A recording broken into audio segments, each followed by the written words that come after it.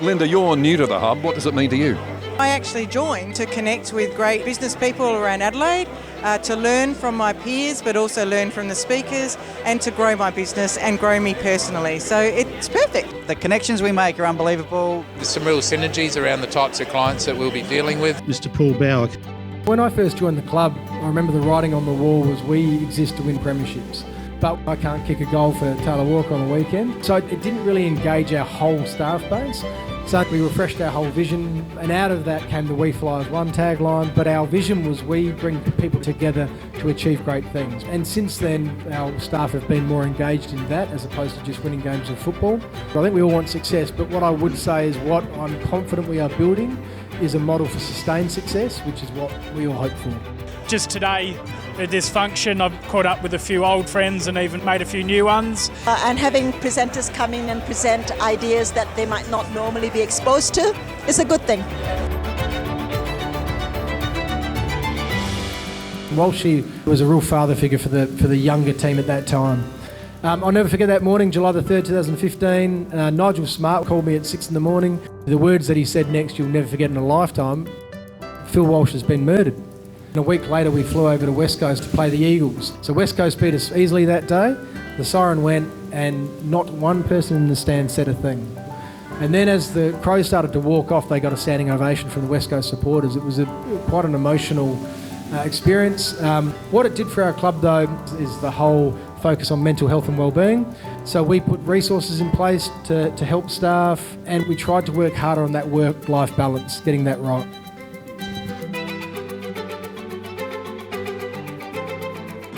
When you're running a business, often it's quite lonely because you don't have those people around you, that support network, and this is certainly a way to do that.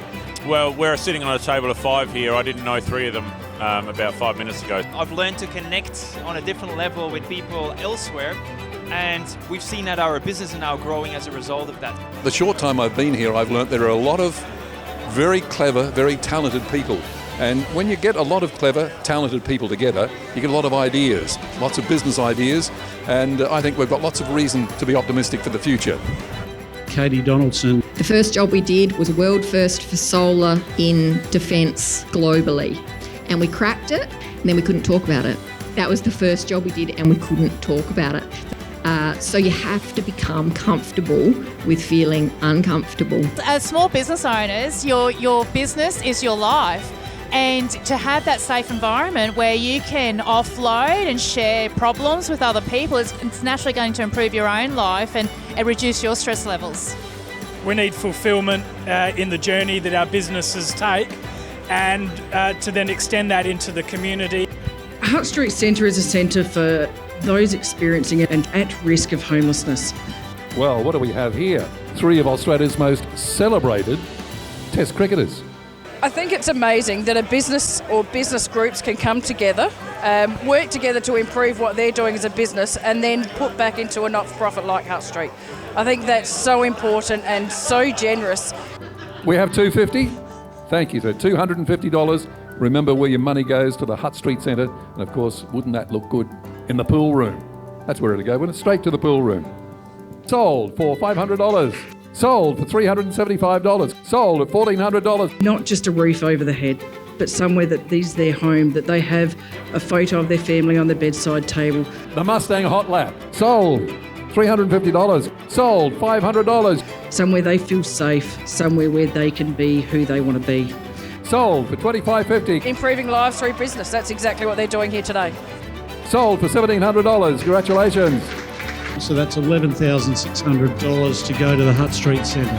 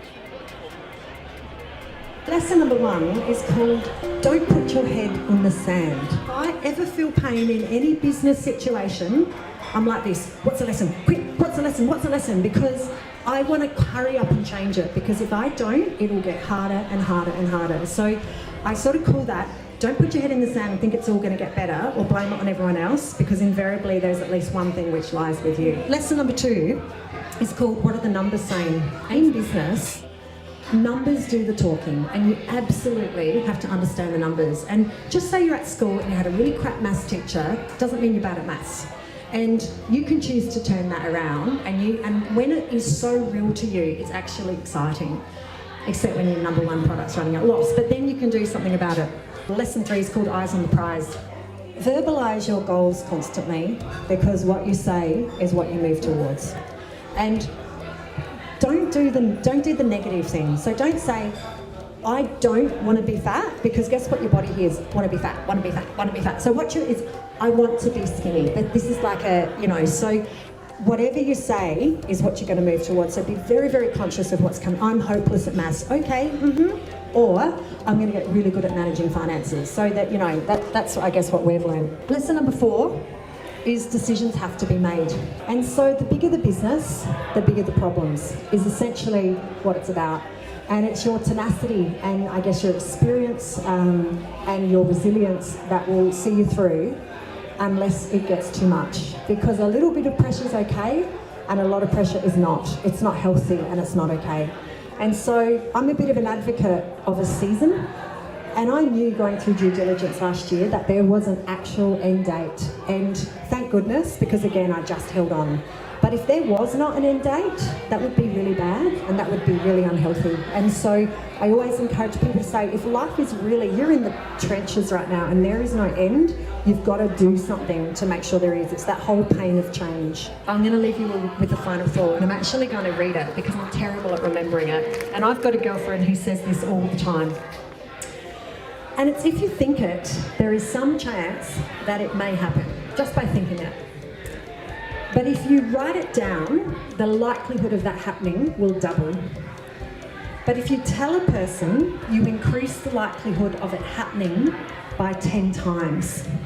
So the moral of that is find the right person and tell them all the time, because that's what my husband and I do. And I think that that's quite possibly what the Executive Roundtable does. So thank you for having me, and I'll hand over the...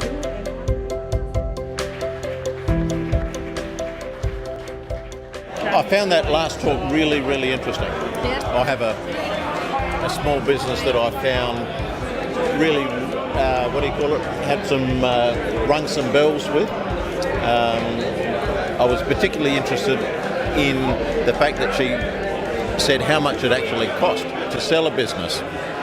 So I had a quick chat with her afterwards, and I think I'll be having another chat with her again in the short term too. So it was great. Yeah, I loved it.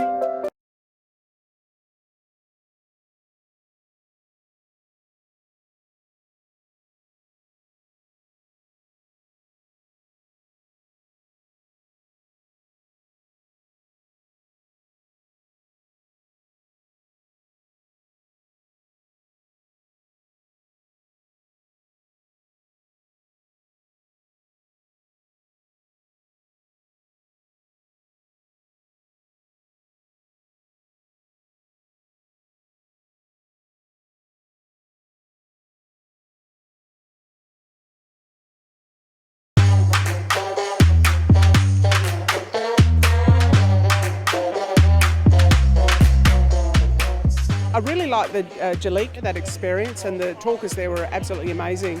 What I really do love is the way that Phil really gets people from different industries and different perspectives, and that's what really makes this something a bit different. To hear the perspectives of some of the speakers that come in is really interesting, genuinely very interesting, and that's what makes it worthwhile.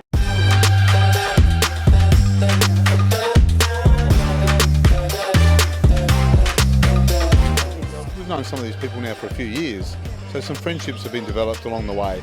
I think that's been of value as well. Having the access to meeting with great people from different businesses and just being exposed to different walks of life, different businesses, and it's just great for us, and take some of those principles that we learn and try to apply to our personal lives and also our businesses, which has been really, really great for me, helpful.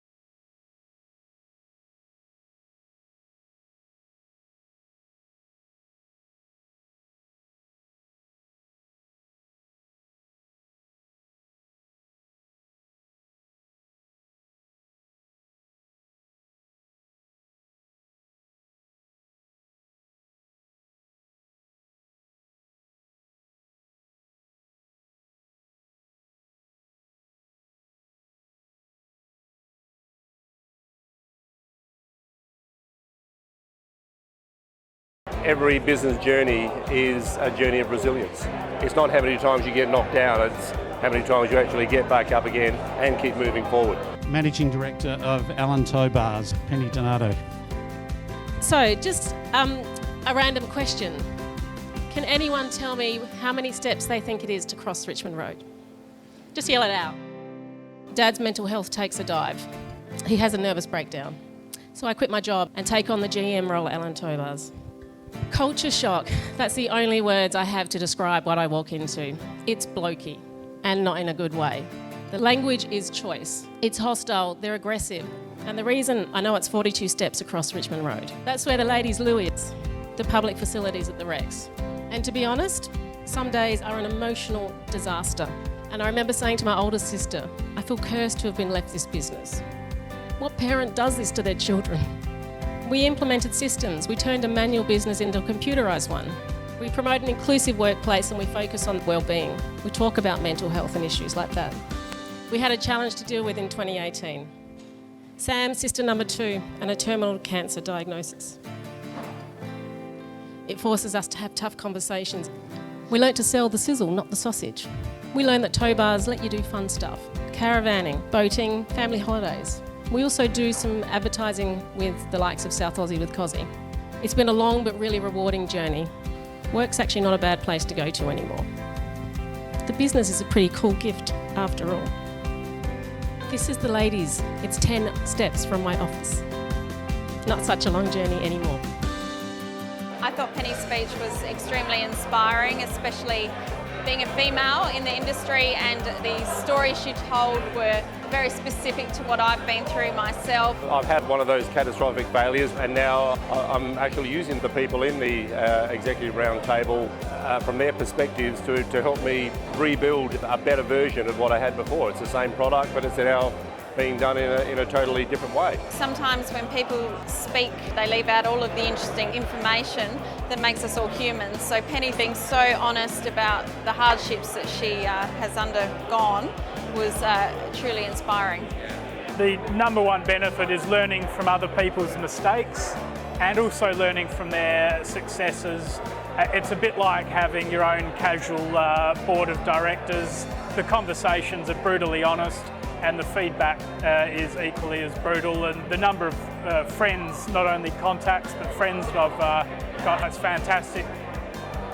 She gives some very positive messages that I'll be taking back to our management team, and we have our first female apprentice, so I think that she would definitely take away some messages from this. Peter Rowland. We're exporting to 42 countries around the world, all from tonsilling.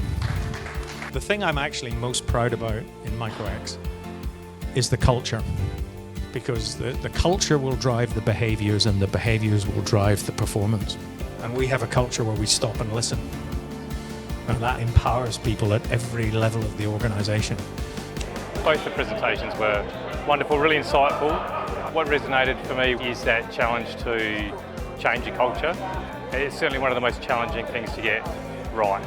You get that right culture, you're on your way. We had a speaker going back a bit over a year ago speak on succession planning in business, particularly in relation to founders of companies. That resulted in me approaching the founder of our franchise group and ultimately buying the business.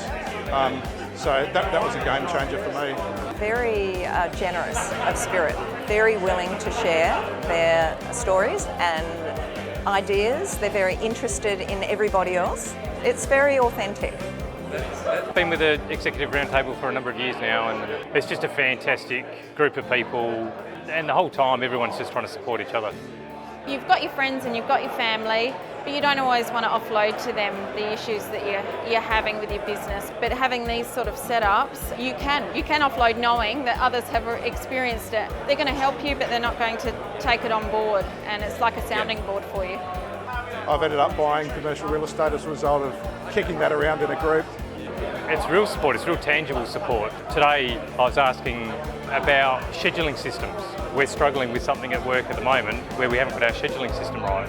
And suddenly what was a larger problem has now been shared and some answers are starting to come back. To just create an environment where you can do blue sky thinking. You know, you can think about just a concept that you would never even consider in your own world.